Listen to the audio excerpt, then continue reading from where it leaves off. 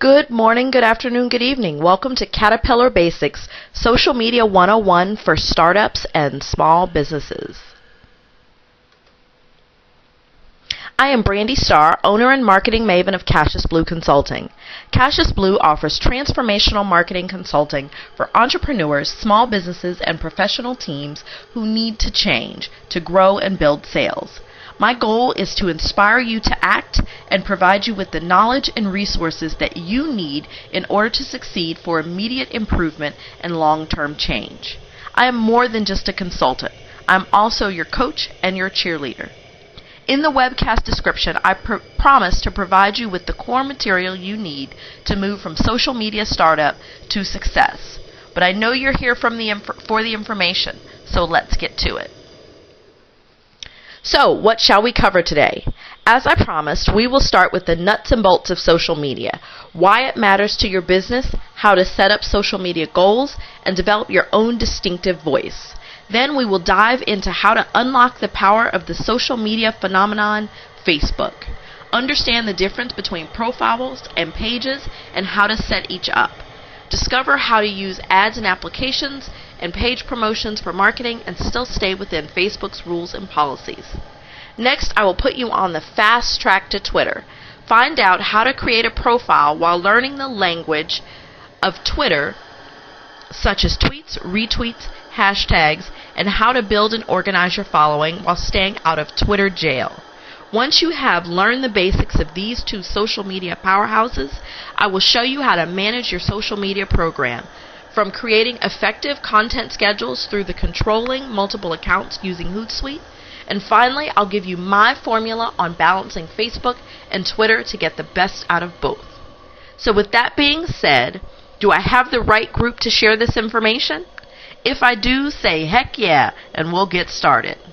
We've got lots to cover, so I'm going to move through rather quickly because I want to make sure that you have all the information you need to get your social media profiles set up and running.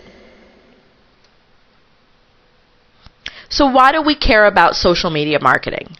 One of the top 3 business challenges that small businesses face is driving demand. Social media plays a significant role in demand generation. Your marketing message needs to be where your prospective and current customers are. They shouldn't have to hunt for it. A well-crafted message and revolutionary content means nothing if no one sees it. Let's look at some statistics. More than half of U.S. residents and more than 3/4 of U.S. adults are online. In fact, 1/3 of U.S. consumers spend greater than 3 hours online every day. And during that 3 hours, they spend 3 times more minutes on blogs and social networks than email. And 63% of companies using social media say it has increased marketing effectiveness, among other benefits. The bottom line is your customers are online, and therefore you need to be also. These are just a few of the overwhelming stats taken from a recent report compiled by HubSpot called 100 Awesome Marketing Charts. But I could go on for days with hard evidence from multiple sources about the importance of a strong social media strategy. The fact is, outbound interruptive marketing efforts are on a steady decline, and inbound marketing, which includes social media, is rapidly increasing.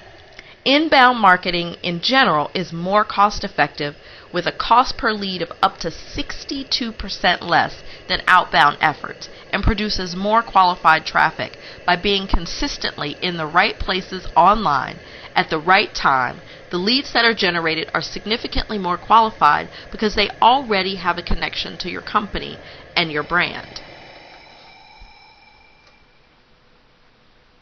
Social media marketing also allows people to connect with your business, your brand, and you. Almost every person who has studied marketing has heard the statistics that it takes at least 7 touches over a period of time before a person really connects with your message. In the past, that meant lengthy marketing campaigns using a variety of mediums such as direct mail, email, and print advertising. Although those statistics and many others available to you are still useful marketing tactics, we can now make that connection with people in a faster, more cost-effective way through social media efforts such as Twitter, Facebook, and your blog.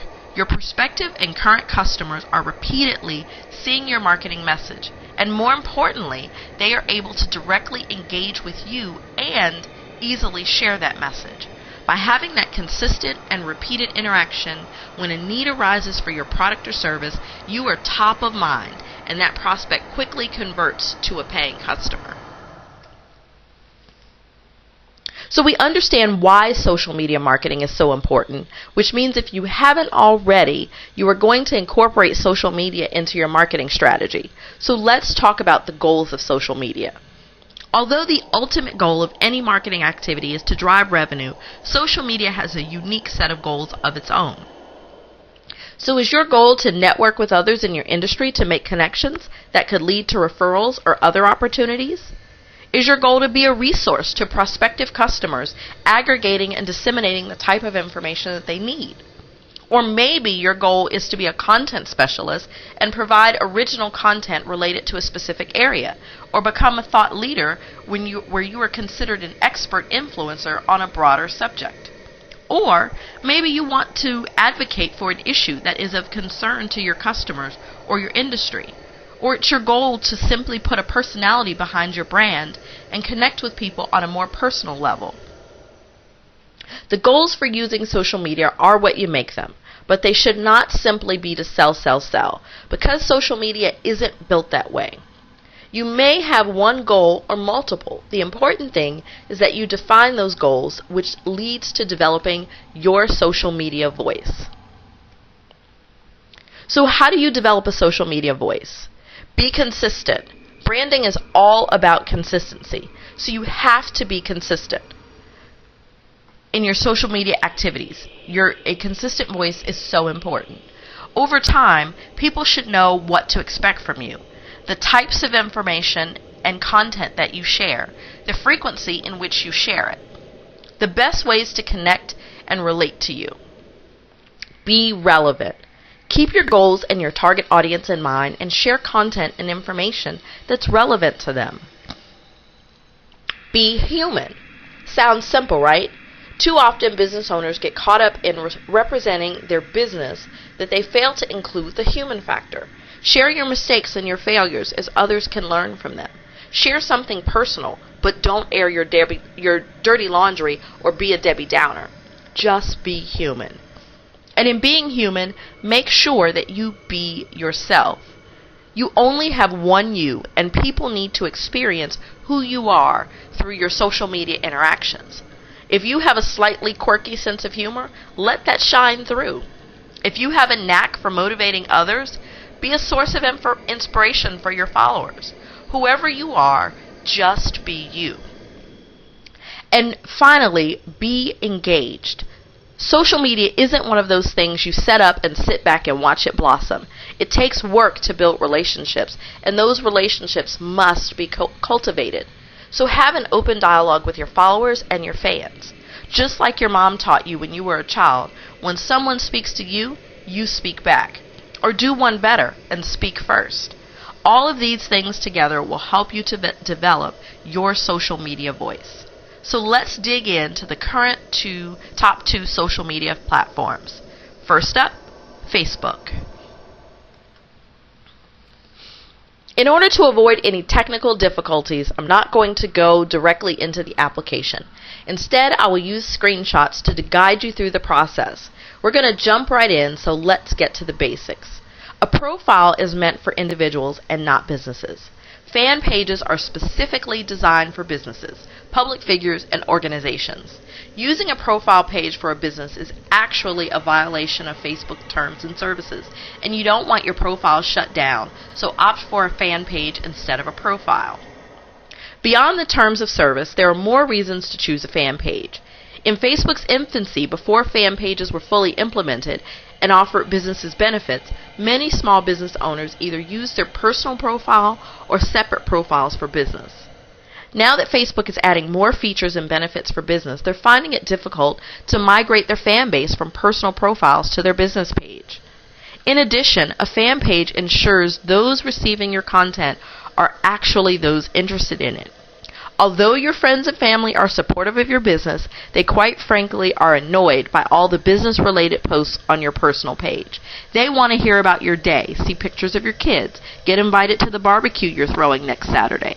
Although they won't tell you, your business quotes are equivalent to the Viagra emails and promises to pay you $1 million if you send 1,000 to help someone who's stuck in a foreign country. It's spam. It goes back to being relevant. So let's get you signed up for a Facebook fan page. On the initial profile setup page, you need to select what type of entity you are. For most of you, you will select local business or company, organization, or institution. If you have a physical location, you want to select local business or place to allow you to assign an address and for visitors to be able to check in to your location. Next, you will see a category for your business and enter the basic information. Please note that all fields are required. There are a few other optional items you can complete, but they are self-explanatory enough that I won't insult your intelligence by going through them.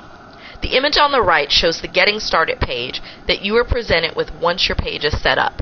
Anytime you want to access the administrative functions on your page, just click the Edit Page button on the upper right.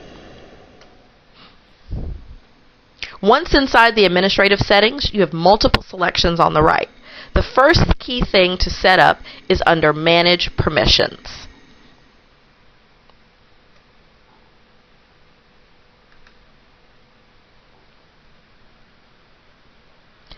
You want to make sure that you have all your country restrictions if you operate only in the United States. If there's any type of age restriction, which wall tab shows, so whether you want your wall to only show your posts or posts that includes everyone. I personally recommend allowing your fans to actually post to your wall and have that be visible. It shows that you are interacting with your brand. And then also you set your posting ability, whether you allow users to write, etc.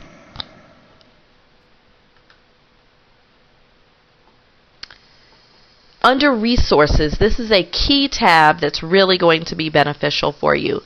On the Resources tab, you have some best practices guides to make your page engaging. You also have the link to advertise, the social plugins, which are going to be key. You want to integrate those on your website. You also have the Pages Help Center and a best practices guide for marketing on Facebook. I definitely recommend that you check out the best practices guide.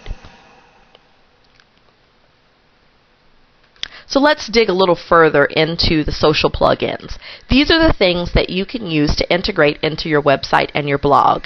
You can create a like button, a send button, which allows users to easily send your information via Facebook to their friends. Comments plugin, which allows you to comment on any piece of content in your site and have it post to Facebook. Activity feeds, recommendations, lightbox, etc. So that about wraps it up for Facebook. So let's continue on over to Twitter. Setting up a Twitter profile is self-explanatory enough that we won't go through the screenshots. Instead, let's get right into how to, get into the how and what it is and how to use it. Most people reluctantly try Twitter and are immediately confused. Twitter seems to have its own language. It moves at fast pace and can be very confusing.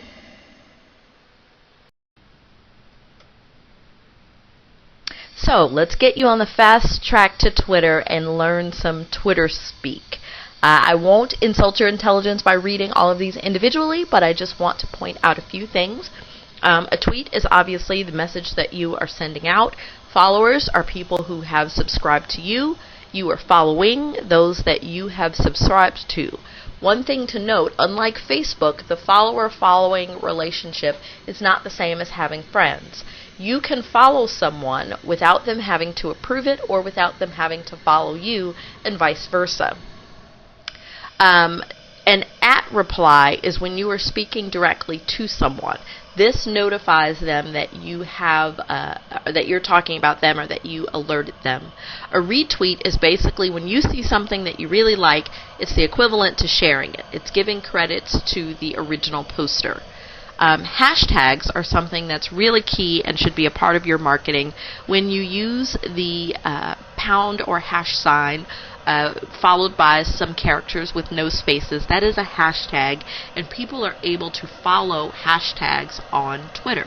For example, if you're interested in getting marketing tips from me, you can follow pound blue tips, or to tweet about this webcast, the hashtag is pound bluecast. And then there's tweet-ups, which are groups of tweeters who arrange a meeting for social interaction, whether that be online or off, but it's a specific time that you actually get together and talk about something. Online, it's generally referred to as a chat. Offline, they'll often call it a tweet-up. And like anything else on the web, there is blocking and spam features available on Twitter, because you do have those spammers, and so you can easily block them. This list has been adapted from Twitter definitions for newbies. If you want to see the full and original list, the URL is right there at the bottom of the slide. So, how do you stay out of Twitter jail? A lot of people don't even realize this exists, but there are some actions that you can take on Twitter that will cause your account to be semi-locked up, to where you can either not tweet, or your tweets will no longer show up in search, and therefore aren't visible using some of the tools, or if you're in chats. Obviously, you don't want to do anything that comes across as spammy. I don't think I need to explain that. The second thing is repeat tweets. I am a big advocate of sharing the same content repeatedly for maximum exposure. However, one thing that you have to be conscious of is just not to post the exact same thing over and over. So, for example, if I write a blog entry that's the top 5 tips to do something, I can write a tweet for the entire post, and I can write 5 additional tweets that are tied to each of the individual tips. That would be 6 tweets that would be promoting the same blog entry, but they would not be identical. If I posted the same thing over and over 6 times, then that would land you in Twitter jail and classify you as a spammer. Stolen content is another thing. If you want to share something that someone else posts on Twitter, by all means do so, but definitely leave the retweet feature and their ID in there. If you repeatedly repost someone else's content and remove their information, that can land you in Twitter jail. And the other thing is an incomplete profile. By having an actual profile description and a photo, etc., it helps to identify you as a real person and not one of the spam bots. So, 4 simple steps to help make sure that you keep your profile in good standing. So, Hootsuite is my preferred application for managing social media profiles.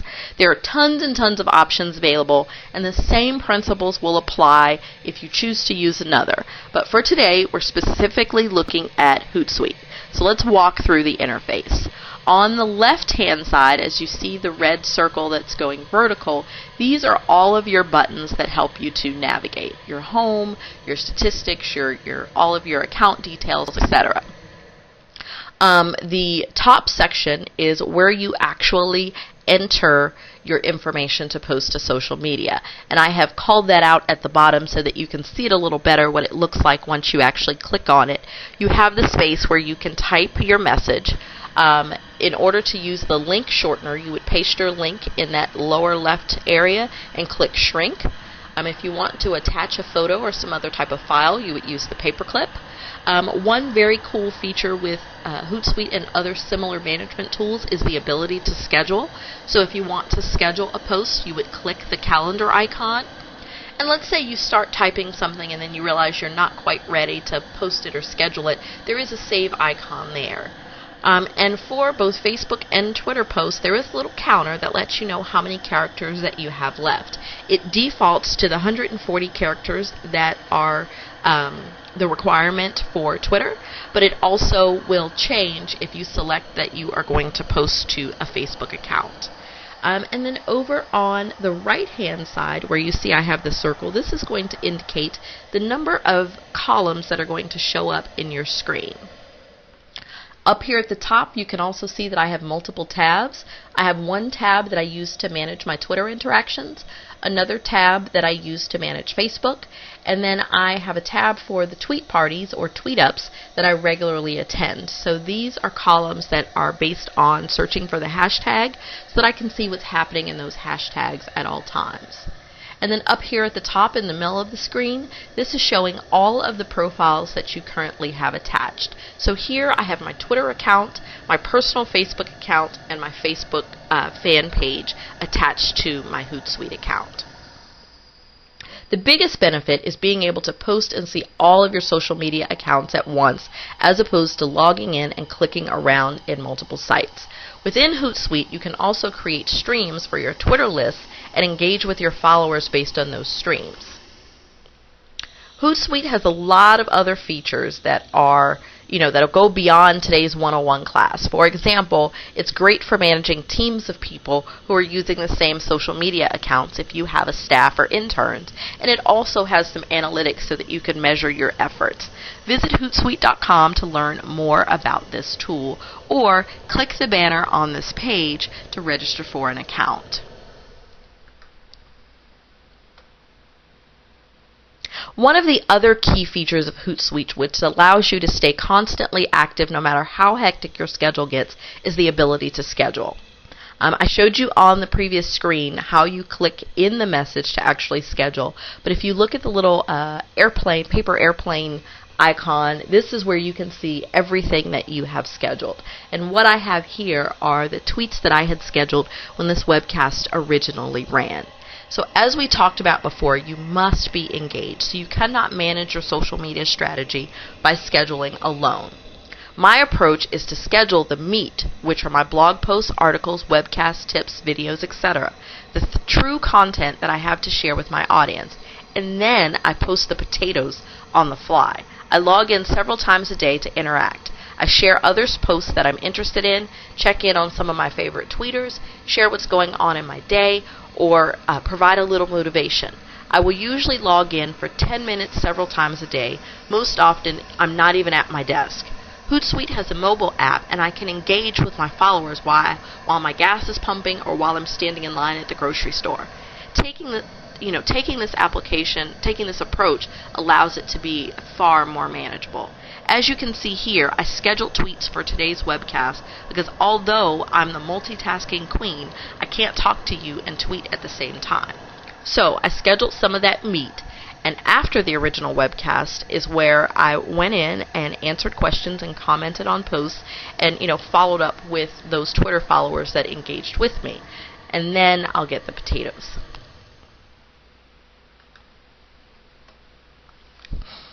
So, a challenge many small business owners have is knowing what content they should share on Facebook and what they should share to Twitter, how often to post, and there's no true right or wrong answer. However, I have developed my own best practices for making the decision on what to post.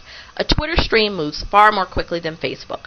On Twitter, the majority of those that see your post will see it within 3 to 5 minutes after it's posted. On Facebook, however, because of the top news section, they may see it up to 72 hours later. In addition, Twitter accounts that are very active are posting 6 to 10 times a day, whereas active fan pages are only 1 to 3 times per day.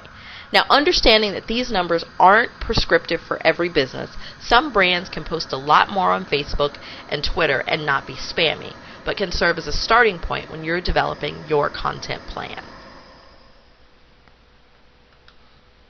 So, what to share? Your followers don't have the same knowledge you do, so remember that. What may seem like common knowledge to you can be a gold mine of information to others. So, ideas on things that you can share. You can teach something. Highlight your areas of expertise by teaching how to do something.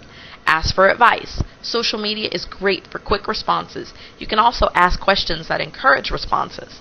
Become a source for news. Announce news from your industry and local news from your city where you do business. Share good information. Develop a list of 10 sites or blogs that your followers would be interested in and share links regularly. Be sure to comment on the articles before retweeting them, and that way you get a link back to you as well. You can also offer your followers free advice. Use Twitter search to find potential customers asking for advice in your area of expertise, and then offer them help. This is a great way to build followers. Creating Twitter lists. Highlight awesome contributors in your industry. Book and product reviews. Tweet any reviews for books or products that are relevant to your target audience. And give thanks. It's really important, again, going back to engagement. Be sure to thank everyone for mentioning you on Twitter or retweeting your posts. Quotes. Everyone loves to read a quick inspirational quote that makes them think or say, "Me too." And finally, market your offers. Market yourself, but be careful about not saying, "Buy my stuff," too much. There's what I call the 80-20 rule. Only 20% of your content should actually be about purchasing your product. The rest should be valuable content. And finally, a few other best practices. Time your tweets. Pay attention and learn when your followers are most active, and you will know when you should be more active as well. For example, if you get most of your replies and retweets and updates in the middle of the day, then you should be on Twitter interacting and tweeting during those times as well. A useful tidbit of information I learned today is the Eastern time zone is the most important time zone in the U.S. Therefore, it would also be wise to time your social media posts when those people are most likely to see it. Second, include links. Unless it's a personal update or an update on something ongoing, the Twitter limitation of 140 characters isn't usually enough to provide much information. Instead, attract people with your post and lead them to your site or an article that expands on the information. Social media is a gateway to limitless information, not so much a place to learn directly from. And finally, provoke thought. What you share should leave your followers questioning and wanting more. A post that creates no ideas is going to be read and ignored without further thought. A post that makes followers think will have a better chance of being retweeted or replied to, exposing you to a greater pool of potential followers. And that's that. So, was that good stuff or what? Did I deliver on my promise? So now, let me stop. Hopefully if you guys have any questions, feel free to reach out to me directly via Twitter, Facebook. You can call me, email me. If you want to tweet about this webcast, definitely use the hashtag Bluecast. I thank you for participating in Social Media 101 for startup and small businesses, and I look forward to the opportunity to gain your business.